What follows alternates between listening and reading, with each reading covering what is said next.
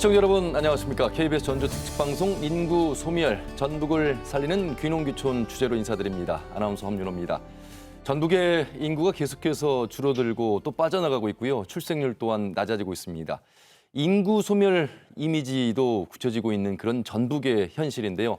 2022년 현재 전북의 인구는 177만 명 선입니다. 그런데 여러분, 200만 명이 넘었던 1995년과 비교를 하면 무려 23만 명이나 줄어든 셈입니다.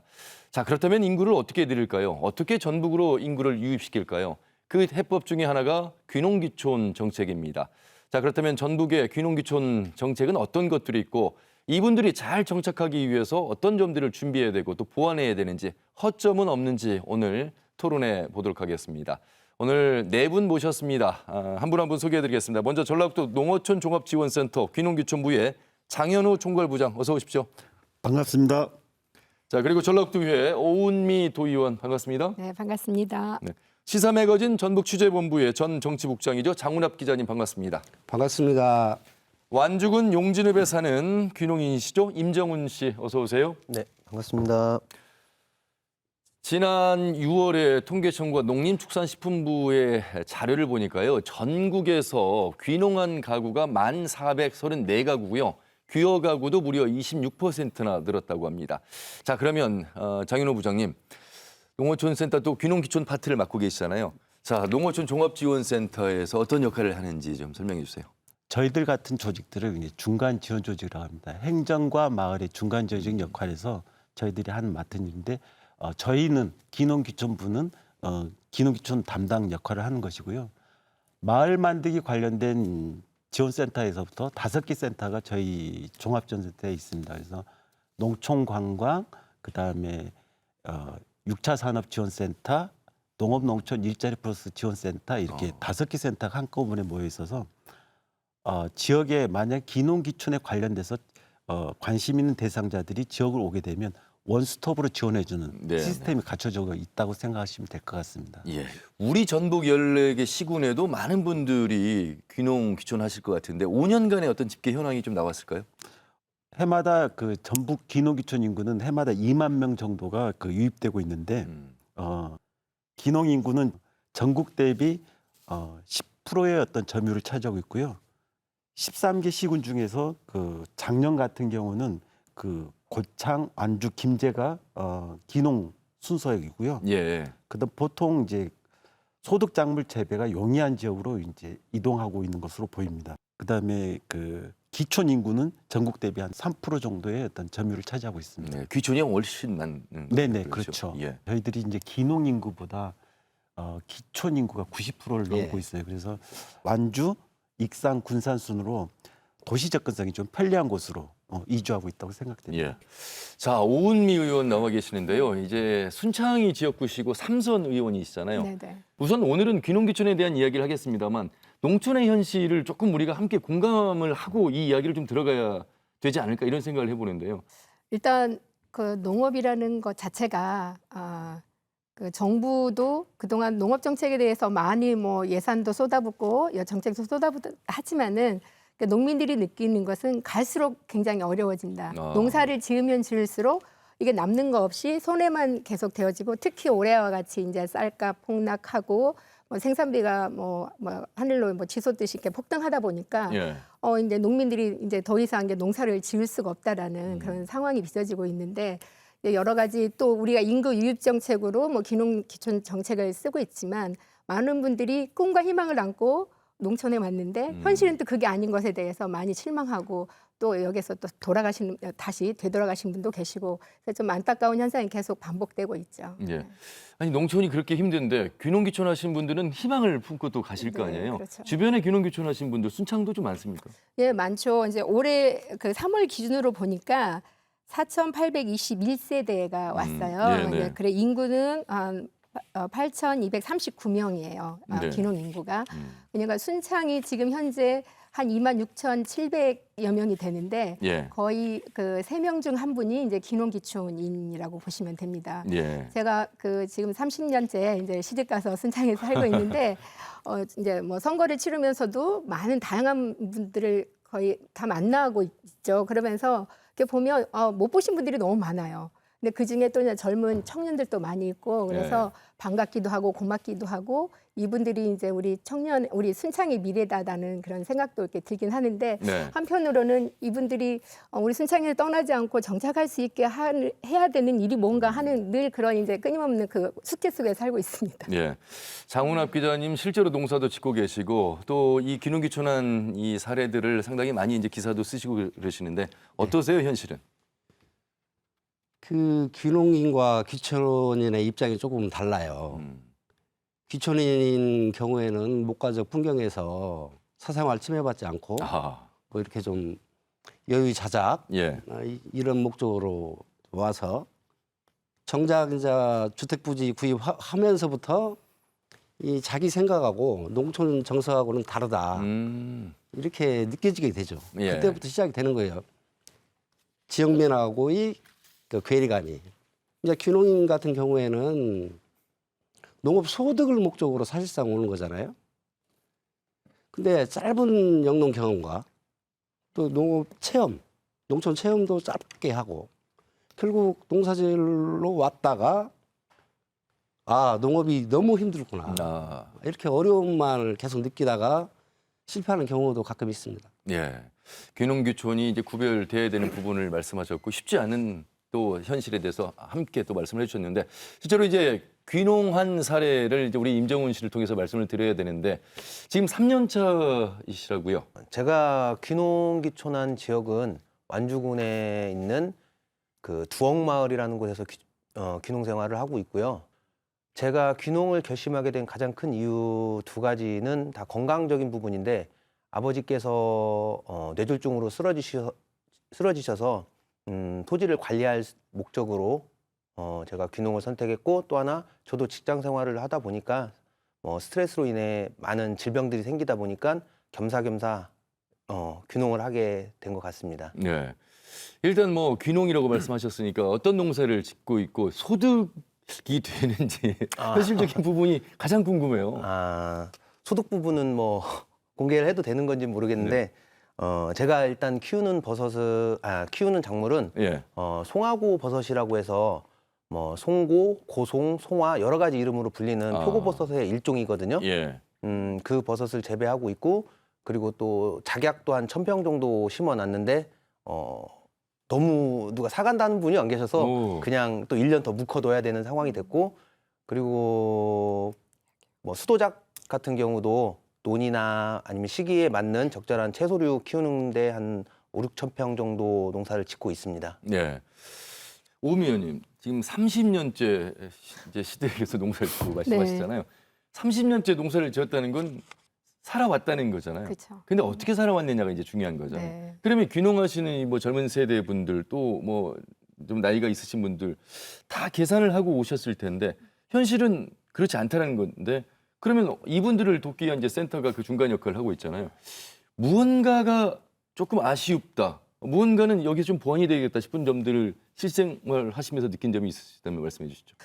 많은 분들이 그래도 농촌에 가면 뭔가 할 수 있겠다. 그리고 우리가 많은 홍보를 통해서 많이 이렇게 이제 뭔가 많은 사례들이 있잖아요. 그렇죠. 성공 사례들을 많이 이야기하지만 그것과 그런 분들은 보면 거의 100명 중에 1명 꼴 정도 된다. 10명 중에 1명이 아니라 100명 중에 1명 꼴밖에 되지 않는다. 그래서 농업이라는 것을 올바로 이해하고 거기에 대한 충분한 어떤 공부 또 준비를 해서 들어와야지 그러지 않고는 거의 망하는 길이다라고 어떻게 보면 굉장히 이런 말씀 드리고 싶지는 않지만 그게 현실인 것 같아요. 그러니까 우리가 뭐 인구 감소하고 지역이 소멸된다 해서 많은 예산들을 투자한다고 생각하고 그래서 잘하고 있다라고 생각을 하지만 현실적으로는 우리가 피부에 와닿는 게 별로 없다. 그리고 지금 인구 소멸 기금으로 쓰여지는 많은 그 사업 예산 자체가 거의 필요 없는 상관없는 예산으로 많이 이렇게 쓰여지고 있는 것이 있고요. 그리고 농업이라는 것에 대한 그리고 예전의 농업은 그래도 많은 비용이 그렇게 들어가지 않았어요. 다 노동력으로. 그렇네요. 다 그게 그거 했는데 요즘은 모든 거 한 가지에서 일단 종자에서부터 다 사서 하잖아요. 그렇죠. 모든 게 다 돈이거든요. 기계, 인건비 뭐 이러다 보니까 감당할 수 없는 그런 농업의 현실인 것 같아요. 예. 네. 임정훈 씨 지금 스마트팜 시설을 통해서 버섯 재배하고 계시잖아요. 네네. 지금 아이 자녀도 있으시고 네네. 생활이 되셔야 되잖아요. 생활 사실 이게 농업을 처음 선택했을 때는 어느 정도 마음은 먹었었거든요. 이게 돈이 될 수 있는 상황까지 가는 데까지는 시간이 많이 걸릴 거라고. 근데 현실 와서 부딪히면 제가 뭔가를 농업을 시작하기 위해서 준비하는 그 시간 동안 제 돈을 들여서 생활비를 내야 되고 누구 하나 도와주는 사람이 없거든요. 아, 그리고 저는 아직도 뭐 3년 차라고는 하지만 아직도 배움의 단계라고 생각하거든요. 지금도 재투자를 해야 되고 하는데 지금 나오는 소득을 가지고 재투자를 또 한다? 사실 그것도 저한테는 다시 한번 도전하는 거랑 똑같거든요. 제 투자도 또 대출을 받아야 되는 상황인 거죠. 그렇죠. 예. 그런데도 투자를 더 하시고 싶으세요? 사실 재투자를 하지 않으면 지금 해보니까 경험상 요 정도 규모의 농업을 했을 때는 저희가 내 가족을 제가 책임질 수 있는 형편이 안 될 것 같아서 무리하게라도 한 번 더 투자를 하는 겁니다. 예. 우리 이제 장현우 부장님이 이제 중간 조직에서 그 역할을 잘 하고 계시잖아요. 제가 이제 귀농을 하려고 하는 사람이라고 치고요. 저에게 어떻게 농어촌 종합센터는 귀농귀촌 파트에서 부장님은 이런 거 우리 잘 준비하고 있습니다. 이런 걸 가르쳐 드릴게요. 이렇게 준비하세요라고 제안해 주신다면 어떤 내용들이 준비가 되어 있을까요? 만약에 이제 귀농귀촌에 이제 정착을 생각하고 있다면 가족들의 어떤 합의가 먼저 전제가 돼야 되는 그렇겠죠. 거고요. 예. 그리고 이제 저희 같은 기관에서 찾아와서 상담 및 교육들을 꼭 필요하다라는 것이고, 그 다음에 이제 이런 것들을 이제 교육을 통해서 계획을 세워왔다면 우리가 이제 지역에 직접 체험도 해보고 체류 시설에서 직접 한번 살아보는, 그러니까 직접 처음부터 들어가지 말고 한번 귀농의 집이나 체류 시설을 좀 활용하라는 겁니다. 예. 그리고 이제 꼭 저희가 뭐 귀농을 한다고 그래서 농업을 고집하지 마시고 저희는 농업농촌 일자리 프로센터나 6차 산업 지원센터가 있거든요. 이런 곳을 활용해서 농업 아닌 농촌에 대해서도 한번 농촌의 일자리도 고민해 봤으면 좋겠습니다. 그러니까 그리고 우선, 예. 예, 가급적이면 어떤 그 장목이나 지역을 선택하는 것은 천천히, 그다음에 주택 구입도 가급적이면 좀 천천히 선택하기를 당부드리고 있습니다. 그러니까 우리가 이제 무엇을 시작하려고 하면 이 자리가 좋은지 한 1년 정도는 뭐 봐야 된다 이런 얘기를 하잖아요. 그렇죠. 어찌 보면 전국에 많은 지자체가 있는데 다 귀농귀촌 관련된 조례들은 있잖아요.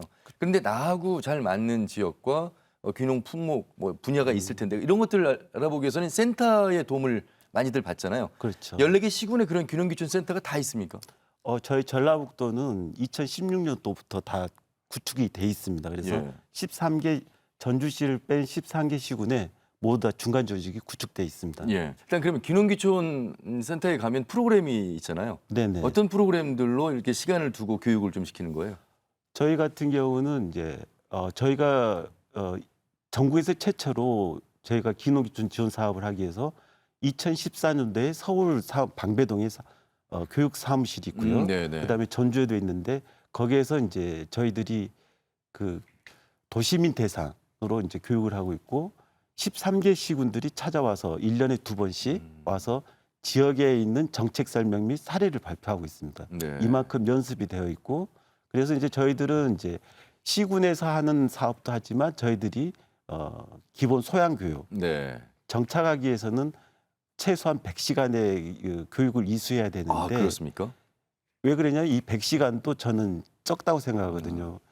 이분들이 어떤 제2의 인생을 살려고 할 때, 제2의 어떤 삶을 선택하려고 할 때 지역에 스며들 수 있도록 충분한 그런 교육을 거치지 않고는 어렵다. 왜 그러냐면 도시에 사는 사람들의 어떤 마인드하고 예. 농촌의 정서는 다르거든요. 네네. 그래서 그런 거부터 서서히 바꿔가면서 지역에 스며들 수 있도록 그런 교육들을 하고 있습니다. 임정훈 씨도 100시간 수업 받으셨어요? 네, 받았습니다. 오. 이건 의무교육이다 보니까 예, 네. 예, 누구나 귀농귀촌 정책 자금을 활용하기 위해서는 필수 사항이고요. 예. 그 교육을 통해서 뭐 선도 농가라던가 아니 선도 기업 아니면 뭐 교수님이나 뭐 박사님들 예. 이런 분들과의 만남을 통해서 뭐 농촌 생활이라던가 그리고 뭐 제대로 정착할 수 있는 그런 아이템들 그리고 정책 사업이 뭐가 있다는 것까지도 안내받을 수 있었던 것 같습니다. 수강하시는 분들은 눈빛이 초롱초롱할 것 같아요. 왜냐하면 이건 진짜 삶이잖아요. 그렇죠. 생존이고. 네.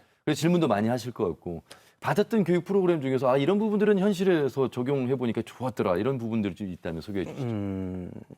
저 같은 경우는 이제 받았던 기간이 이제 많이 지나간 이유니까 뒤돌아보면 꼭 성공 사례, 희망적인 얘기들이 참 많거든요. 맨십을 심어주기 위한 거일 수도 있지만 좀 부정적이고 힘들고 실패를 했던 그런 사례들을 좀 경험할 수 있고 꼭 현실적으로 좀 교육을 해줬으면 하는 그런 내용들이 좀 있었으면 좋겠습니다. 예. 인구 소멸 지역이다. 우리가 이렇게 지금 얘기를 하고 있는데 네. 그래서 이제 많은 그런 소멸 위험 지역 거주 수당 도입을 촉구하는 발언도 하셨잖아요. 네. 요 내용 좀 들어보겠습니다. 이제 인구 소멸 그 위험 지수를 한국고용정보원에서 매년 이제 수치를 내요. 예. 이게 뭐냐면 만 20세에서 39세의 그 가입 여성을 그 65세 이상의 고령 인구로 이렇게 나누는 거거든요. 그럼 거기에서 0.5가 이하가 되면은 소멸 위험 지역으로 이제 분류가 되는데 전국적으로 보면 한 시군구 중 두 곳 중에 한 곳이 인구 소멸 위험 지역이라고 합니다. 그래서 대부분 이제 정부 자체에서도 인구 소멸에 대한 여러 가지 위기의식을 느끼고 네. 특히 이제 그 중에는 거의 대다수가 이제 농촌 지역이지 않습니까? 그러니까 농촌 지역이라는 것은 결국 우리 이제 식량 안보를 책임지는 곳 그리고 또 앞으로 다가올 기후 위기에 맞서서 뭔가 그 맞서야 되는데 정부도 뭐 농촌이나 지자체뿐만이 아니라 이제 정부에서만 위기를 느끼고 소멸 대응 기금을 이제 마련해 가지고 네. 지금 올해부터 10년 동안 1조 원을 이제 뭐 배분해서 이제 쓰게 한다고 합니다. 그래서 올해 전라북도에서도 내년하고 한 2천억 정도 예산을 지금 받았어요. 네. 근데 대부분 이런 예산들은 보면 유입 정책에 대한 으로 이제 예산을 쓰고 있어요. 근데 현재 유출이 되지 않게 하기 위한 것도 그 정책의 대상이 되어야 되는데, 그래서 저는 이제 이 지금 현재 살고 있는 소멸 지역에 살고 있는 주민들이 떠나지 않고 살아갈 수 있도록 소멸 위험 지역 거주수당을 이제 제가 의회 들어가자마자 7월달에 이제 이게 발의해가지고 이걸 했었는데 5분 발의를 통해 썼었는데. 아마 뭐 현금 지원은 안 된다, 현금성 지원은 안 된다 여러 가지 이제 이유가 있겠지만 여러 가지 현재 지역에서 살고 있는 주민들이 뭔가 떠나지 않고 할 수 있는 동기부여를 해줄 수 있는 이런 것들이 좀 제공이 되어야 되겠다 싶습니다. 그래서 이제 그런 발언을 했던 거죠. 오늘 이제 주제가 인구 소멸 전북을 살리는 귀농귀촌입니다. 귀농귀촌이 전북을 살 수 있다 이런 얘기고 그래서 지금 현재 전라북도는 한 농가에 한 달에 5만 원씩 1년에 60만 원을 주고 있습니다. 아울러서 이제 말씀하신 대로 소멸 위험적 거주수당 도입하면 조금 더 도움을 받을 수 있고 장훈합 기자님 취재하시면서 이 귀농 청년들 사례도 많이 다뤄보셨잖아요. 예. 안정적인 이런 수당 수입이 좀 보장이 된다면 역귀농을 막을 수도 있을 텐데 지금 이 오음 의원님의 이런 이야기는 어떻게 좀 들으셨어요? 대단히 효과적일 것이라고 보는데요. 귀농 청년들한테는 아주 미흡하겠죠. 금액이 너무 적기 때문에. 네네네. 네. 금액이 현실화되기까지는 시간이 오래 걸리더라도 일단 시작은 필요하겠다 이런 말씀이시죠? 네, 당연히 시작은 필요하고요. 농업에 관련 예산이 지자체에 상당히 많습니다. 장수군 같은 경우에는 지금 2023년도 예산이 4,200억 되는데 농업 관련 예산이 뭐 33% 정도인 1,300억이 넘습니다. 예. 인구 2만 2천에 가구 수로 비하면 한 10,000가구? 그중에서 순수 농업에 종사하는 가구 수가 한 6천 가구 정도? 그러면 1가구당 한 2천만 원 넘게 농업 예산이 책정이 되는 건데 네네. 지금 계속 10년 동안 지금까지 계속해서 그 예산을 계속해서 투자를 해왔지만 달라지는 게 없잖아요. 네. 그렇다 그러면 저렇게 소멸 거주수당을 예. 농업 관련 예산에서 좀 상향해서 하자. 똑같은 거 아니냐. 비료값 좀 덜 내주는 것이 낫지. 비료값 많이 내줘갖고 땅 지열 높인다고 해서 농업의 생산성이 높아지는 건 아니지 않느냐. 네.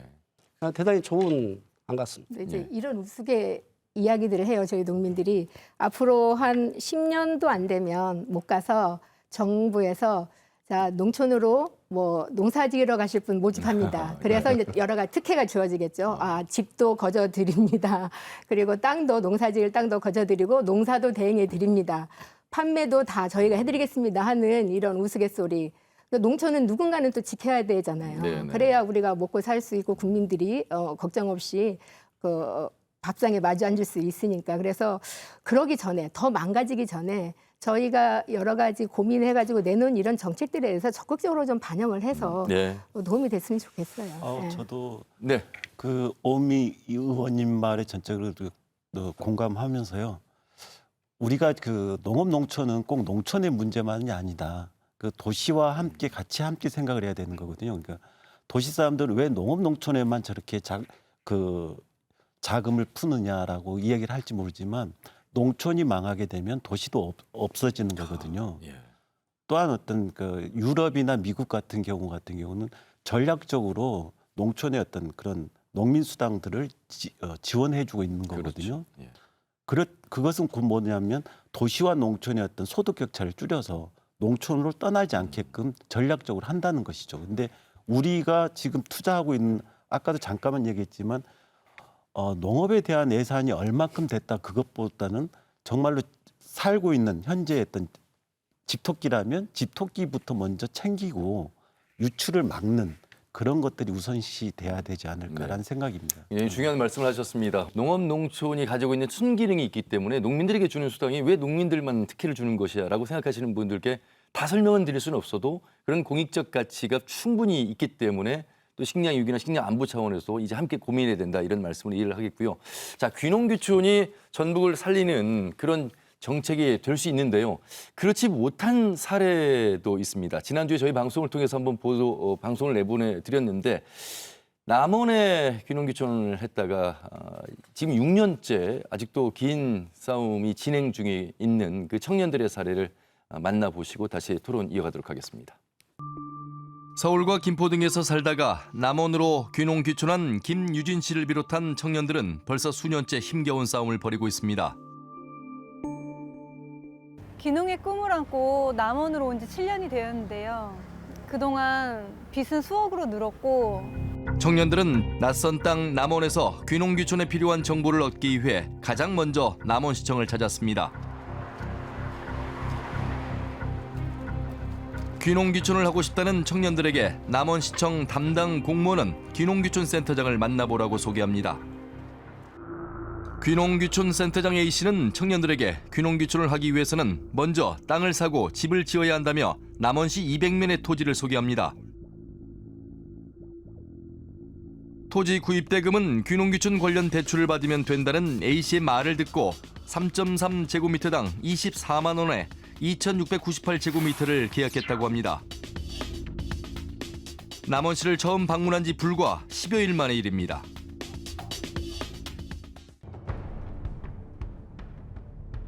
남원시는 해마다 수억 원의 예산을 들여 귀농귀촌인을 늘리기 위한 정책을 시행해 왔는데요. 2015년부터 시행한 소규모 삼터 사업은 도시민을 포함해 5인 이상이 모여 토지를 확보하고 신청할 경우에 5천만 원에서 1억 원의 한도 안에서 남원시가 상하수도 공사와 도로 포장 등 기반 사업을 지원해주는 사업입니다. 청년들은 어떤 상황이었는지 확인해봤습니다. 이제 본인들이 소규모 삼터 그 지원 대상자였다는 사실을 어떻게 알게 되신 거예요? 저희가 이제 논이었던 땅이었잖아요. 그래서 진짜 물 빠짐이 너무 안 돼갖고 비가 오면 이게 성인 남자 허벅지까지 다 빠져버리는 거예요. 맞아. 이거는 도저히 안 되겠다 해가지고 가가지고 물어보니까 소규모 삼터로 이미 지원이 돼가지고 더 이상 지원을 해줄 수 없다고 이렇게 얘기를 하는 거예요. 이미 소규모 삼터가 돼 있다고 해서 너무 그때 진짜 너무 놀랐던 기억이 나요. 아니 이게 무슨 소리냐고, 우리는 그런 거 한 적 없는데? 그랬더니 우리가 신청한 건 아니지만 다른 사람이 신청을 했고 신청한 사람이 바로 왔어요. 현재도 청년들의 귀농귀촌 생활은 어려움의 연속입니다. 승인 없이 사업장을 이탈했다는 이유로, 그리고 승인 없이 농지 중 일부를 매각했다는 이유로 귀농 창업대출 융자금을 회수한다는 것입니다. 이어서 남원시 농정과에서는 청년들이 농사를 짓지 않는 것이 확인되었다며 토지를 강제 매각하겠다고 연락을 해왔습니다. 그리고 저희가 여기 처음에 남원에 내려올 때는 여기서 평생 살고 진짜 잘 되고 싶은 마음으로 내려왔는데 이제 그런 거 하나 없이 이제 빚만 남고 전과 늘고 네, 그런 상태에서 저희가 그것도 쫓겨나다시피 해서 뜨게 됐잖아요. 그런 상황이 유쾌하지 않죠. 우리 고장이 좋아서 정착해 살고 싶다고 스스로 찾아온 청년들은 떠났습니다. 그들이 떠난 빈자리에서 우리의 문제는 무엇이었는지 되돌아볼 시간입니다. 네, 저도 내레이션을 하면서 이 내용을 좀 접하면서 참 씁쓸하고 안타까운 그런 사연. 사실 지리산을 품은 아름다운 남원에 반해서 왔는데 이제 그 남원과 싸워야 되고 남원 제품에 대해서 불매운동까지 해왔던 이 청년들 관계. 장훈혁 기자님, 참 안타깝습니다. 안타깝죠. 곧바로 남원시에 와서 이러이러한 일로 귀농하겠습니다. 예, 예. 추천받고 추천받은 사람을 통해서 집 사고 땅 사고 예를 들어 집 짓고 여러 가지 투자를 갑작하게 계속해서 진행을 한 거죠. 예, 네, 네. 예. 보통 청년들은 센터를 믿게 되잖아요. 당연하죠. 예. 이 청년들도 100% 믿은 거예요. 왜냐하면 이분이 행정청을 들어가면 공무원들이 다 인사도 하고 말하면 잘 듣고 네. 다 해주니까 모든 것을 의지한 거죠. 이 의지한 것을 뭐 저 배신한 것이 이제 그 배신해서 이렇게 결과가 나왔는데 네, 네. 정말 귀농귀촌 하시는 분들 정말 많은 것을 스스로 알아봐야 한다. 내 결정은 그 결과에 대해서 내가 책임지는 건데 귀농을 한다. 그러면 현지인들하고는 관계가 없는 거잖아요. 이제 연관관계가. 그럼 외롭지만 본인이 매우 많은 생각을 해야 되고 그다음에 뭐 귀농지원센터든 아니면 선배 귀농인이든 찾아가서 이러한 경우에는 어떠냐. 여기에 땅이 100만 원이라고 그러는데 그 부동산 가서 여기는 얼마씩 하느냐. 비교를 해봤어야죠. 현실적으로 내가 먼저 알아봐야 된다는 얘기죠. 아. 귀농하는 사람들이 책임감을 갖고 자세히 알아봐야 된다. 그런 거 하면요. 반면에 남원시가 네. 이제 주체잖아요. 네. 사실 이제 중간 조직인 센터가 있긴 합니다만 이 청년들이 남원시하고 지금 이제 긴 싸움을 하고 있잖아요. 남원시의 대응이랄까요? 어떤 자세, 어떤 준비가 좀 부족했던 것이었는지 이 부분은 어떻게 보세요? 어찌 됐든 문제가 발생이 되면 예. 야, 이 문제가 이렇게 발생이 됐는데 나 좀 피해 좀 구제해달라 이렇게 청년들이 얘기하면 남원시도 좀 잘못이 있으니까 거기에 대해서 인정하고 피해를 원상복구는 할 수 없지만 이 해결할 수 있는 방안이 무엇이냐 이렇게 좀 해결 방안을 찾아야 되는데 예. 회피를 하니까 이 청년들은 이제 피해를 호소하게 되잖아요. 아. 이게 악순환이 이제 시작되는 거죠, 그게. 그 행정에서 하는 일을 어쨌든 행정사무감사라든지 의회의 역할이 있잖아요. 예산을 네. 어떻게 쓰는지. 네. 전라북도도 농업 예산이 있고 네. 그 잘 쓰고 있는지 이런 부분들에 대해서 좀 목소리를 좀 더 내셔야 되겠어요, 보니까. 네, 당연히 내야 되고요. 그리고 그러려면 현실을 제대로 알아야 되잖아요. 그렇죠. 근데 현실을 제대로 알려면 또 현장에 가서 그런 목소리를 듣는 게 중요하고 또 이렇게 그동안 우리가 뭐 언론이나 이런 걸 통해서 뭐 성공 사례 주로 그런 이야기들이 많이 나오잖아요. 실패 사례에 대해서는 이야기 안 나오는데 그런 것을 거울 삼아서 어떻게 하면 성공할 수 있는지 어떻게 하면 실패 안 하게 그 반복되지 않게 하는지에 대한 것도 그것이 바로 예산이 또 투여가 되고 사업이 되는 거잖아요. 정책이 되는 거잖아요. 그런 것들을 또 의회에서 좀 제대로 잘 감시도 하고 또 견제도 하고 제대로 그런 정책들을 펴나갈 수 있도록 하는 게 또 의회의 역할이죠. 이분들이 그러니까 이 청년들이 농업 창업 대출을 받잖아요. 네네. 대출을 받았다는 건 이미 이제 귀농으로서 인정을 받고 진행이 됐다는 얘기잖아요. 그렇죠. 예. 귀농인이 된다고 하는 것은 네. 물론 그 100시간의 교육을 이수하고 그 지역에 내려가게 되면 대출을 받을 수 있는 자격 조건이 주어지는 거거든요. 예. 그러면 귀농인들은 농지대장을 만들고 경영체 등록을 해야지만 귀농인으로 인정이 되는 겁니다. 네. 예. 그래서 아마 이 친구들은 그렇게 된 것 같고 예. 보통 그 귀농 같은 농업 창업 지원금 같은 경우는 한 3억 세대당 3억 정도 한도 내에 지원이 되는 거고 예. 주택 구입 자금은 7,500만 원 한도 내에서 5년까지 10년 상한으로 이렇게 되고 있습니다.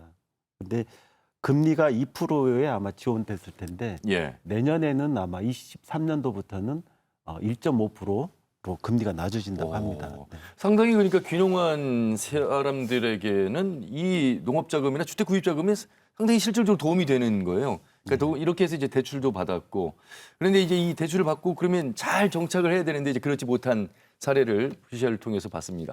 임정훈 씨도 혹시 이 농업자금 대출 받으셨어요?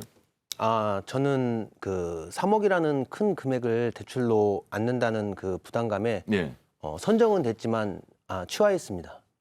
그러면 전혀 대출을 받지 않은 겁니까?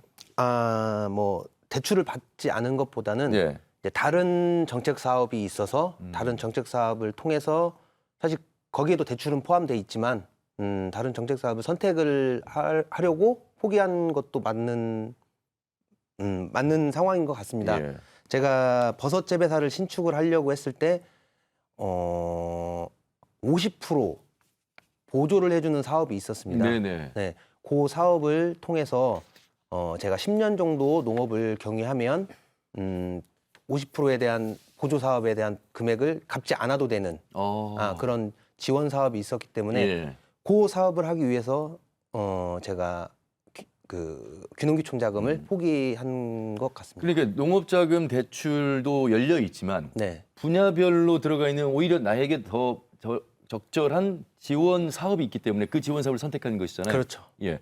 그러면은 이런 지원금 사업이 있다라는 것은 교육을 받으면서 알게 되는 건가요? 아니면 기관에 문의를 하신 건가요? 사실 저도 그 귀농귀촌 자금을 통해서 뭘 시작을 하려고 하고 준비를 하는 과정에서 여러 선도 농가들을 찾아뵈면서 많은 조언들을 구했는데 그중에 선도 농가분 한 분께서는 그런 대출적인 정책 자금 말고 보조 사업이라는 사업이 있을 것이다. 한번 알아봐라 라는 얘기를 듣고 완주 기술센터에 문의를 드렸습니다.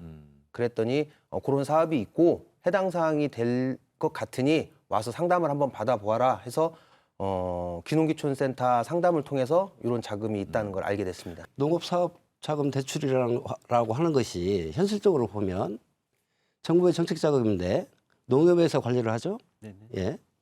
농업에서는 리스크를 관리하기 위해서 실질적으로 어떤 소프트웨어보다는 하드웨어 쪽에 주는 거죠. 네, 그렇죠. 이게 토지를 구입한다든가, 네. 뭐 임야를 산다든가, 실질적으로 농사를 짓는 거에는 해당이 안 된다는 거죠. 이게 매우 기본적인 거예요. 그렇네요. 예, 매우 기본적인 것을 농업사업 대출이라는 명목으로 해주는 거지. 나머지는 그 땅 사가지고 어떻게 하란 말이에요. 네, 그리고 거기에는 이제 대부분 그게 5년 거칠 10년 상환이잖아요. 5년 동안은 이자만 냈고 그렇죠. 6년째부터는 이제 원금과 이자를 같이 갚아나가는데 이제 그러면 한 달에 50만 원 한 정도. 50, 이자만 50만 네, 원이고 이자만, 예. 이제 원금까지 포함하면 거의 한 250 이렇게 되거든요. 네네. 그러면 그 농사 져가지고 그것도 이제 초보 귀농인들이 그렇죠. 농사 져가지고 월 250만 원씩 어디서 나오겠어요. 그래서 나름 막 발버둥을 치면서 빚을 갚아나가려 하지만 안 돼요. 결국 안 되니까 이제 그 포기하게 되고 파산하게 되는데 이 250만 원이라는 그 소득은 일반 기존의 농민들도 뭔가 털을 잡고 안정적으로 농사짓는 농민들도 월 250만 원 소득 내기가 어렵거든요. 그렇죠. 그래서 이런 이제 대출이나 융자 이런 제도도 좀 현실적으로 좀 바뀌어야 될 필요가 있다. 이것이 결국 다시 이 귀농인들을 발목 잡는 그래서 정말 인생 탈탈 털리고 다시 나갈 수밖에 없는 그런 상황으로 지금 몰아가고 있는 지금 제도인 것 같아요. 예. 자, 장현우 부장님을 통해서 그러면 우리 전북의 귀농 귀촌한 사람들 가운데 이제 만족도는 어느 정도이고 사실 이제 떠나는 분들도 계시잖아요. 그 갈등의 원인이 무엇이었는지 이런 부분들도 좀 자료 조사가 됐죠. 그 전라북도 그 귀농귀촌인들의 만족도는 그 66.4% 정도 예. 좀 높은 편으로 나왔습니다. 근데 대체적으로 그 보게 되면 어떤 것이냐면 그 인간적인 어떤 교류, 그다음에 모임 참여 활동 이런 것들이 굉장히 좀 좋게 그래서 그 만족도는 높게 나온 건데 예. 반대로 어떤 갈등 사연으로 보게 되면 선입견과 텃세, 그다음에 생활 방식의 이해, 이런 그다음에 집 토지 문제 야. 이런 걸로 이제 갈등이 생기는 것 같습니다. 이것은 이제 저희들이 보이는 이제 문제고요. 예전 같은 경우는 이제 지역민과 기촌인 간의 갈등 이런 문제도 있었지만 지금 같은 경우는 오히려 기촌한 사람, 기농 기촌한 사람들 간의 갈등 이것도 문제가 되고 있다. 낯선 지역에서 틀을 잡고 산다는 것이 쉬운 일이 아닙니다. 여러 가지 노력들이 이제 필요한 상황에서 오늘 좀 저희가 이제 어둡고 무거운 이야기만 좀 전해드렸습니다만 그렇지 않고 희망적인 성공 사례도 있어서요. 그 사례를 저희가 한번 준비해봤습니다. 소규모 삼터에서 성공한 사례들 함께 만나보시죠.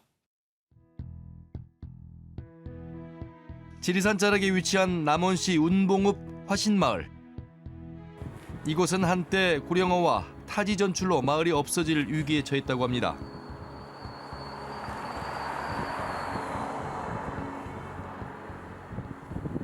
마을에서 떠난 사람들이 돌아가실 거 아니에요. 죽으니까 그때는 죽어서 이제 고향을 찾는 거예요. 이 고향을 뭐 무덤자리만 계속 생기는 거예요. 그래서 2015년 당시 12가구만 남아있던 화신마을에서 이장은 도시민 유치와 함께 남원시에 소규모 삼터 사업을 신청했다고 합니다.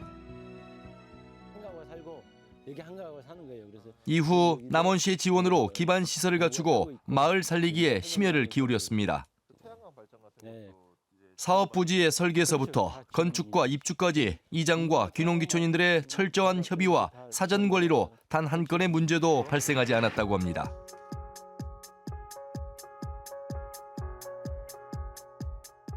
토목공사를 일차적으로 다 하고 이제 그 분양받으신 분들을 또 한테 모아놓고 심지 뽑기를 했어요. 내 일장이 월권으로 이렇게 해서는 안 되잖아요. 1년 안에 정말 집이 순식간에 막 빨리 올라갔어요. 7년이 지난 지금 이 마을의 주민은 12가구에서 41가구로 늘었습니다. 초등학생이 제일 많을 때는 초등학생만 16명, 그다음에 그다음에 유치원생이 한 그 정도. 굉장히 시골 치고는 굉장히 아이들이 많은 것이죠. 그래서 어린애들이 한 명도 없었는데 그렇게 늘어나. 그렇죠. 어디 갔다 오세요? 병원에. 아유, 할머니들이 좀 놀러 나오셔야 되는데. 어머니 우리 마을 좋아요? 네, 좋아요. 얼마나 좋아요? 엄청 좋아요. 사람들도 다 좋잖아요. 사람들이 좋아요. 이번 주말에 집들이시겠다는 분이고 전라북도에서 최고 1등입니다. 기농촌은 1등입니다. 그래서 상금까지 받으셨어요. 500만 원 그때 이장님이. 진짜 이 이장님 떡소리가 나신 분이에요. 너무 잘하세요. 이 마을의 성공 비결은 현지 사정을 잘 아는 이장의 사업 추진과 입주민들의 자발적인 노력이었습니다. 현재는 타 지역에서 방문해 배워갈 정도로 모범적인 소규모 삼터 성공 사례가 되었습니다. 같은 남원 안에서도 이렇게 사례가 다릅니다. 그 이장님 인터뷰 보셨잖아요. 그러니까 어떻게 이 마을을 잘 가꿀까, 마을을 사랑하는 마음으로 주민들을 화합시킨 게 이제 비결이 됐는데 참 부럽습니다. 많은 그 주목받을 만한 벤치마킹 사례가 될 것 같고요.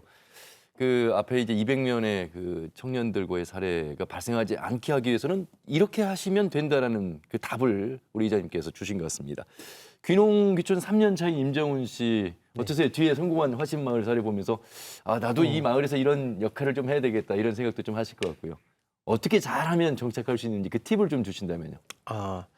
뭐 먼저 제가 성공한 귀농인까지는 아니기 때문에 이를테면 제 경험을 말씀을 드려보면 제가 처음에 1년 정도 그 창업 자금을 받기 위해서 열심히 노력했던 것 같아요.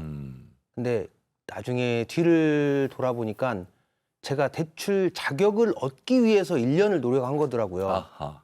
그러니까 1년을 제가 농업에서 성공하기 위해서 시간을 투자한 게 아니고 대출, 단순하게 대출을 받을 수 있는 자격을 얻는 그 작업을 했던 거더라고요. 그러니까 저 같은 그런 불상사가 생기지 않게 자금을 이용해서 뭔가를 해야지라고 계획하지 마시고 좀 더 농업에 대한 뭐 자기만의 나일리지, 뭐 노하우 많은 것들을 좀 준비가 되고 쌓인 다음에 그때 자금이 필요하면 그때 자금을 활용하셨으면 좋겠고요. 제가 선도 농가들을 전국적으로 많이 찾아뵀을 때 제가 귀농귀촌을 한다고 했을 때 공통적으로 저에게 해주신 말씀들이 있었어요. 네네. 절대 하지 마라. 절대 하지 마라. 젊은데 왜 여기 와서 고생하려고 하냐. 그런데 제가 업자를 만나서 요 상담을 받으면 그분들은 젊으신 분이 참 좋은 생각 하셨다고. 나와 함께하면 연 3천만 원, 5천만 원 문제 없다고. 저한테 좋은 얘기 해주시는 분들은 대부분 본인들에게 이득이 될 수 있는 사람, 그런 분들한테는 좋은 얘기를 해주시더라고요. 그래서 절대 그런 데 속지 마시고 조금 더 계획을 많이 세워서 실패하지 않도록, 지금 10개의 계획이 준비되어 있다면 100개, 1000개가 될 때까지 더 많이 고민하셔가지고 그렇게 실패하지 않게 해보셨으면 좋을 것 같습니다. 자, 임정훈 씨처럼 중장년층이나 청년 귀농 귀촌인들도 많이 계시잖아요. 이분들이 뭐 다른 지자체도 많이 있을 텐데 우리 전북을 꼭 전입해야 되겠다고 말씀하는 그 내용 중에 사유를 좀 얘기해 주신다면요. 귀농귀촌 사유를 보게 되면 저희들이 이제 자연환경, 그다음에 그 농업의 어떤 비전의 발전성 이런 것들을 보고 오는 것 같습니다. 자연환경은 뭐 다른 지자체도 사실 잘 돼 있잖아요. 농업도 비슷할 거고. 그래도 14개씩은 특히 완주, 고창이 많잖아요. 이런 부분에 있어서는 어떤 지원 조례 뭐 이런 것들이 잘 돼 있기 때문에 그런 게 아닐까 이런 생각도 드는데요. 그 모든 이제 조례들은 다 잘 돼 있고 그다음에 이제 청년 조례도 있고 네. 청년의 나이에 관련된 조례들도 잘 갖춰지고 있는 것 같아요. 그래서 그다음에 어떤 청년들의 어떤 모임 활동 이런 것도 굉장히 중요하다고 생각됩니다. 요즘 청년들의 어떤 세태라고 하면 어떤 하루 종일 일보다는 네. 내가 소소하게 어떤 최소의 어떤 삶의 어떤 경제적 여건만 된다면 공익적 가치를 더 그렇죠. 추구하는 저는 완주군에서 굉장히 멋진 청년들을 봤는데 그 만큼 협동조합이라고 있어요. 이 만큼 협동조합은 어떤 것이냐면 자연환경을 살리기 위해서 내가 만큼만 덜어 쓰는 용기를 재활용하는 거거든요. 네네. 이런 협동조합이 있는데 이런 젊은 친구들이 거기서 소득이 생기면 얼마큼 생기겠어요. 그렇지만 이런 소득을 발생하면서도 불구하고 지역을 활성화시키면서 그다음에 지역에서 나의 정체성을 찾아가고 어떤 이런 모습들 보니까 네. 굉장히 좋은 모습이 보이더라고요. 네. 인구 소멸을 막을 수 있는 해법 중에 하나가 방송 시작하면서 바로 이제 귀농귀촌이라고 말씀을 드렸는데 쉽지만은 않습니다. 잘못된 사례도 있고요. 물론 성공한 사례도 있습니다만 더 촘촘한 현실에서의 어떤 그 정책들이 좀 더 수반이 돼야 되겠다라는 생각이 들고요. 오미연님 농민 출신으로서 30년 차 이제 이 농업을 만만하게 보아서는 안 된다 이런 생각이 들어요. 좀 우리 많은 분들에게 오늘 마무리 말씀을 좀 귀감 있는 한 말씀 부탁드리겠습니다. 제가 30년 전에 결혼할 때 농촌 총각하고 결혼해 이제 농촌으로 시집간다 할 때 그때도 용기라고 했었습니다. 근데 현재 지금 농촌으로 뭐 귀농을 하든 귀촌을 하든 이제 모험인 것 같아요, 사실요. 어떤 확신할 수 없는 그렇지만 본인들이 또 택해서 오시는 거니까. 근데 저는 가장 중요한 건 서로 간의 그런 신뢰 문제이고 또 농촌에 내가 오는 것이 어떤 그 소득 이런 것보다는 그 사람의 따뜻한 정 이런 것도 그리워서 또 오시는 분들도 많이 있어요. 그런 게 아직도 농촌에 살아 있는 거 네. 이런 것들을 불씨를 키워가면서 잘 융합하는 그러면서 저는 귀농 귀촌인에 대한 교육뿐만이 아니라 기존의 주민들에 대해서 우리 이제 귀농귀촌인들이 들어왔었을 때 우리 어떤 자세, 어떤 역할을 해야 될 것인가 또 다문화 가정들 있잖아요. 맞죠. 또 앞으로 또 외국인 노동자들 있잖아요. 이게 다 우리 농촌을 일구고 같이 살아갈 구성원들이거든요. 이런 분들에 대해서 우리가 배척하지 않고 지역에서 자연스럽게 정착하고 스며들 수 있도록 하는 여러 가지 이런 것도 하나의 정책적으로 우리가 내놔야 되겠고 내실화 있는 실질적인 귀농귀촌인들에 대한 실질적인 정책과 함께 이런 것들이 내실화해서 안정적으로 정착이 되어갈 수 있도록 그래서 인구가 정말 농촌에 가고 싶다 하는 이렇게 좀 만들어가는 이런 것들을 이제 또 적극적으로 행정에서 그런 정책 좀 발굴을 하게 하고 또 의회에서도 네. 그런 것들을 제대로 할 수 있도록 해야 될 일이 앞으로 남아 있는 것 같습니다. 귀농귀촌하는 분들을 맞이할 준비는 단순히 어떤 정책과 지원과 돈만이 아니라는 그런 생각이 듭니다. 아울러서 귀농귀촌 꿈꾸시는 분들 발품 좀 많이 파셔야 되겠습니다. 여러분들을 위한 교육 프로그램과 기관은 충분히 준비되어 있는데 그런 준비 없이 다가섰다가는 실패할 수 있는 확률이 많다는 것을 오늘 이 시간 네 분의 말씀을 통해서 알 수 있게 됐습니다. 자, KBS 전주 특집 방송 인구 소멸 전북을 살리는 귀농귀촌이라는 주제로 함께 했는데요. 아무쪼록 건강하시고 살아가는 데 있어서 사람을 생각하는 그런 마음으로 함께 하시면 가능하겠다는 말씀 드리면서 마무리하겠습니다. 네 분 말씀 잘 들었습니다. 고맙습니다. 고맙습니다. 함께해 주신 여러분 고맙습니다.